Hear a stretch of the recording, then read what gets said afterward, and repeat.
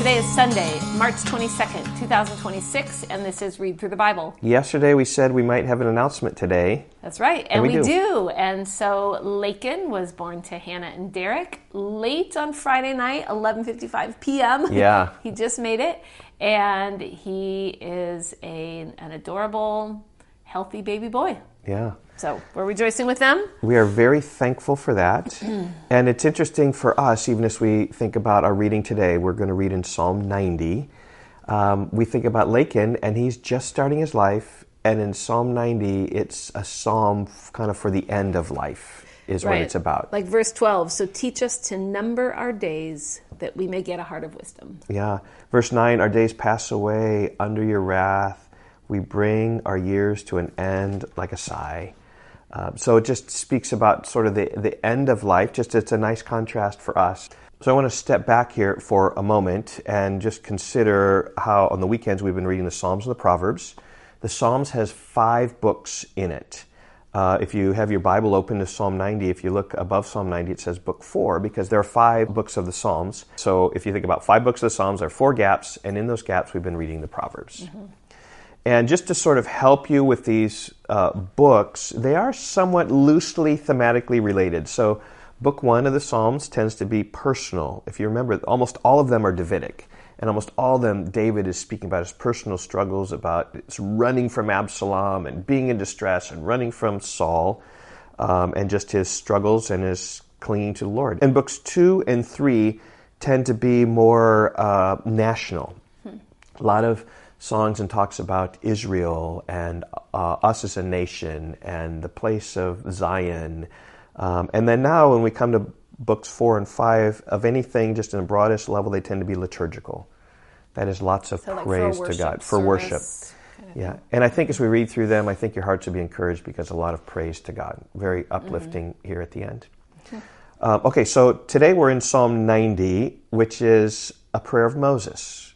It's the only psalm that Moses wrote that we have. So this kind of takes us way back to the time of Exodus. This was written a long time ago. Yeah, and gives us really a perspective on life. I think you mentioned already verse 12, and verse 12 is really the heart of the application of the psalm. So teach us to number our days that we may present to you a heart of wisdom. Okay, we're going to read the psalm, Prayer of Moses. A prayer of Moses, the man of God. Lord, you have been our dwelling place in all generations. Before the mountains were brought forth, or ever you had formed the earth and the world, from everlasting to everlasting, you are God. You return man to dust and say, return, O children of man. For 1,000 years in your sight are but as yesterday when it is past, or as a watch in the night. You sweep them away as with a flood. They are like a dream, like grass that is renewed in the morning. And I tell you, like the older you get, the more you see how our years just sweep away like a flood, right? I often talk to parents with small children, and this would be my counsel to Hannah and Derek. Just don't blink when you have your children around in your house because it goes so fast. Yeah. In the morning it flourishes and is renewed, and in the evening it fades and withers. For we are brought to an end by your anger. By your wrath we are dismayed. You have set our iniquities before you, our secret sins in the light of your presence. For all our days pass away under your wrath. We bring our years to an end like a sigh. And I think Moses here is just speaking about his experience that he, in leading the people of Israel, just faced a difficult time. Like in the wilderness, they were disobedient and they were under God's wrath for sure. Verse 10, the years of our life are 70, or even by reason of strength 80, yet their span is but toil and trouble. They are soon gone and we fly away. My father, who's 90, likes to bring this verse up often. Is that the years of our life are 70 or by strength 80, and he's 90 now. Yeah. And God has given him a lot of strength. a long and healthy life. Who considers the power of your anger and your wrath according to the fear of you? So, teach us to number our days that we may get a heart of wisdom. Return, O Lord. How long?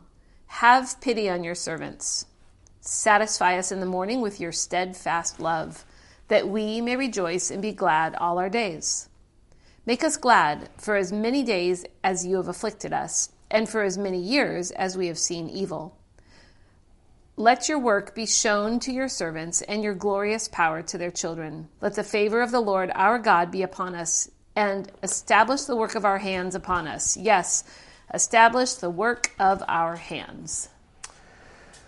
Okay, so there is Psalm 90 if you're looking for a summary verse. I mean, verse 12 is about as best as you can do. Teach us a number of days. It speaks about how the psalm is speaking about the end of our life. We need to consider our life, that ultimately that we may have a heart of wisdom in walking in these days. Yep. Okay, we will see you tomorrow. Bye-bye. Goodbye.